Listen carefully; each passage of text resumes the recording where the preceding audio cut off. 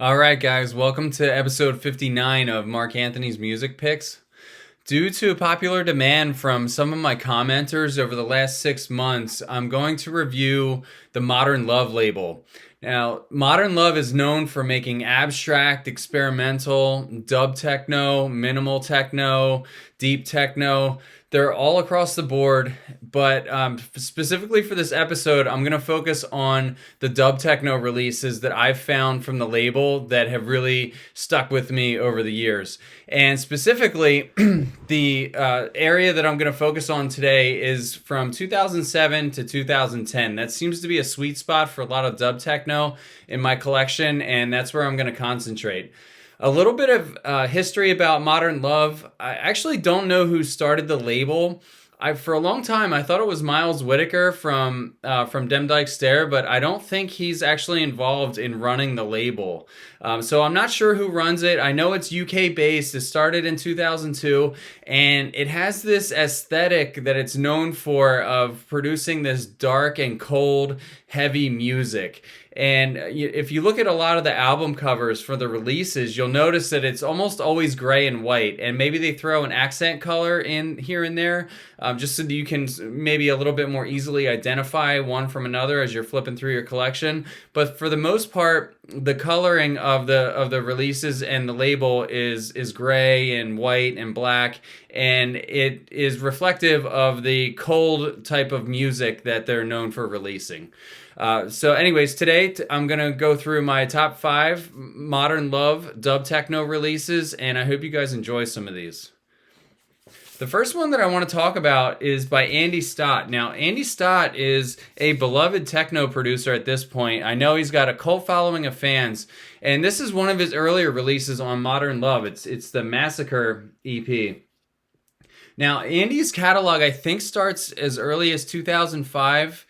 And this is like a little bit early for him. You'll notice that it has his low, heavy, crunching, slow motion sound here. You know, the 105 to 100 techno, where it's almost like painfully slow, but it's got like a nice rolling groove to it. So you're still kind of jamming to it, just at like a very low speed. And here he brought like a heavy dub techno aesthetic behind that, or on top of that, I should say. So you got the classic Andy Stott heavy, slow beat, and some really nice dub techno sweeps on top of it, and I think this turned out absolutely great. So check this one out, guys.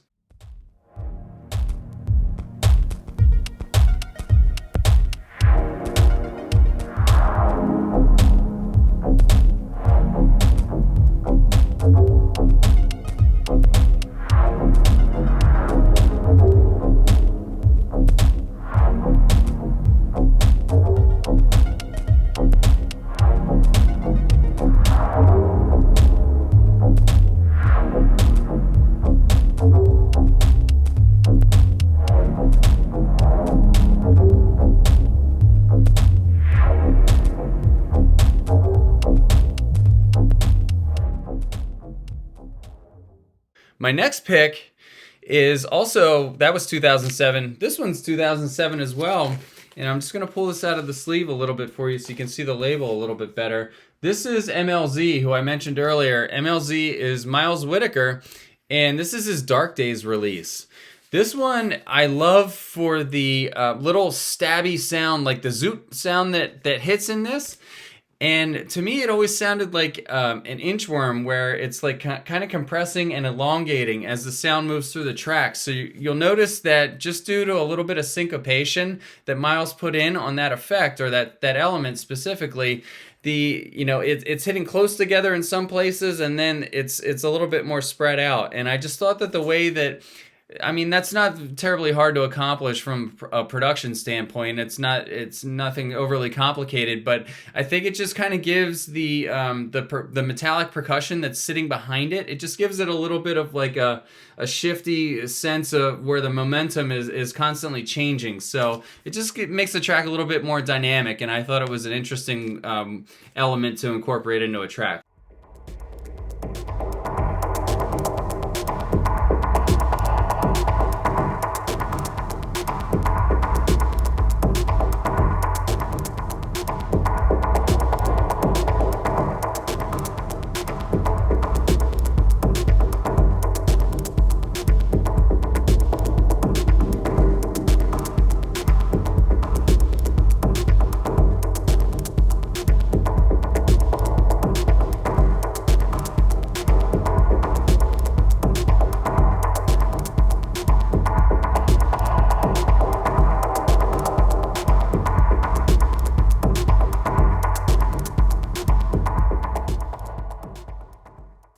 really classic dub techno sounds behind the effects, and I just think this is a great record. The third record that I'm going to present to you is kind of obvious, and there's no way I could do a dub techno episode for Modern Love and not at least mention the Coldest Season at some point.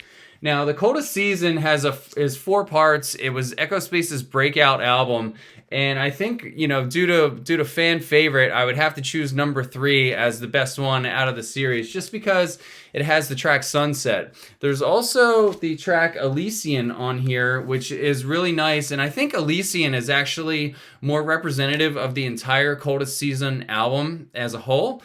Sunset is probably the brightest and most reflective track, I guess you could say, on the album. It's got some really warm, colorful, soft sounds that almost sound like a snowy landscape. I know there's snow on the cover here, but almost like snow mixed with a little, some sunshine, and just some brightness to it.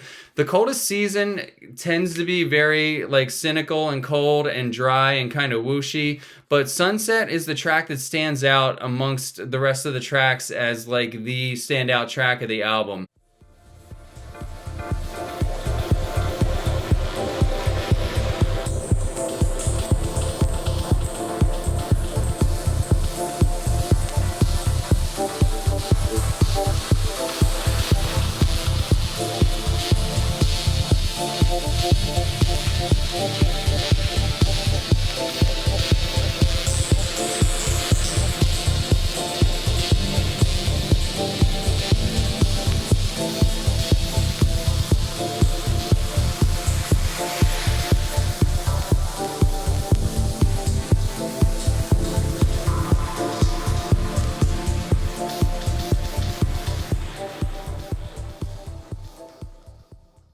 A lot of the fans, have kind of latched onto Sunset, and because of that, you'll see that the price is high for this record. Specifically, this record's more expensive than the other 3 in the series, and probably rightfully so. It's the track where everything just sort of came together and really melded on that release.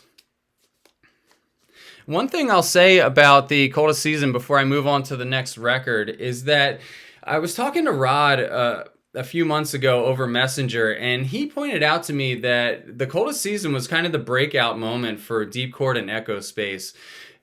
Rod said that him and Steven basically were living meagerly off the proceeds from that album for a couple of years after that happened. Not just from the album sales, but from the DJ gigs and the sort of hype that album generated. It gave them momentum as far as like releasing other releases and capturing some revenue and profit off of that, and like doing DJ gigs, doing shows, doing these live PA appearances where they would play their own tracks. So it was just something that was really a turning point for Rod and Steve. So when you listen to the Coldest Season, it's for me, I always reflect back on like Echo Space and Deepchord were at a certain level before that release happened, and after that it was like it launched them into the stratosphere, and they never really came down from that.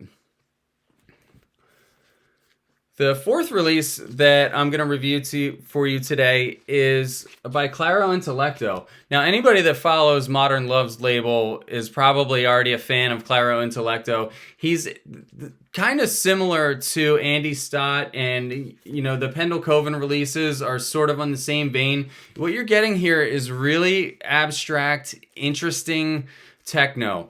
The Warehouse series to me always sounded like it was an album of 10 tracks that were kind of just released as singles, but they all sort of have like the cohesive Warehouse type vibe to them as far as like the overall aesthetic, but they all individually stand out. Like all 10 tracks sound very different and unique from one another. A lot of times you'll see on a techno album some of the tracks sort of sound the same, or maybe they're a little cookie cutter, or maybe some of them were a little bit rushed and they're not fully fleshed out. in the Warehouse series, I recommend just go through and listen to all of them. Now, I'm not saying you're gonna like all of them. Some of them you might find weird, and some you might find cool. And I think that's kind of the purpose of them. But it's a really strong series, and if you look on Discogs, these are cheap, and they have a ton of owners. And I think it's just because Claro really brought some quality on this. The track on here specifically that I'm gonna present to you guys is "Hunt You Down." Hunt You Down sounds like a nod to the Maurizio M series. It specifically, to me, sounds like M4, M4.5, and maybe a little bit of M5 mixed in with the way the bass line is set up. So I know that I don't think that Claro tried to like pull one over on anybody. I think it was more of like an obvious nod to a very popular series and his way of doing a Claro Intellecto take on something that's considered to be a dub techno staple at this point.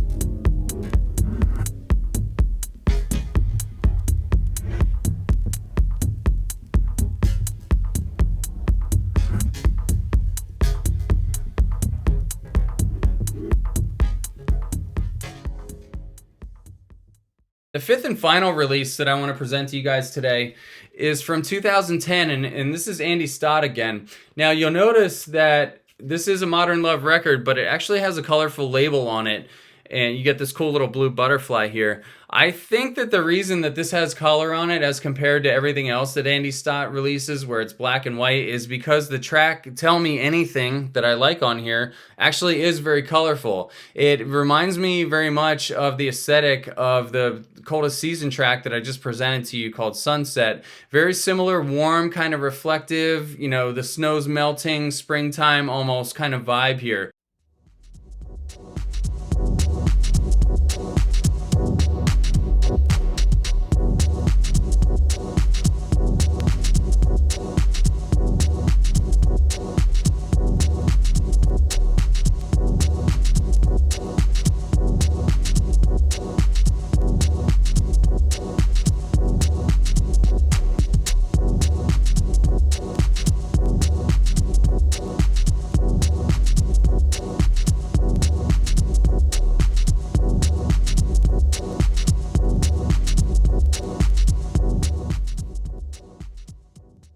This is a track that came out in 2010, probably, you know, really in the sweet spot of the dub techno days of the, you know, the later 2000s. And this is something that I will be playing for a long time because I feel like this is just such quality. That's all I have for today, guys. Stay tuned for my other Modern Love episode where I review some of the more abstract releases on this label. And I hope you guys are taking care of yourselves during this winter snowstorm. Take care. Peace.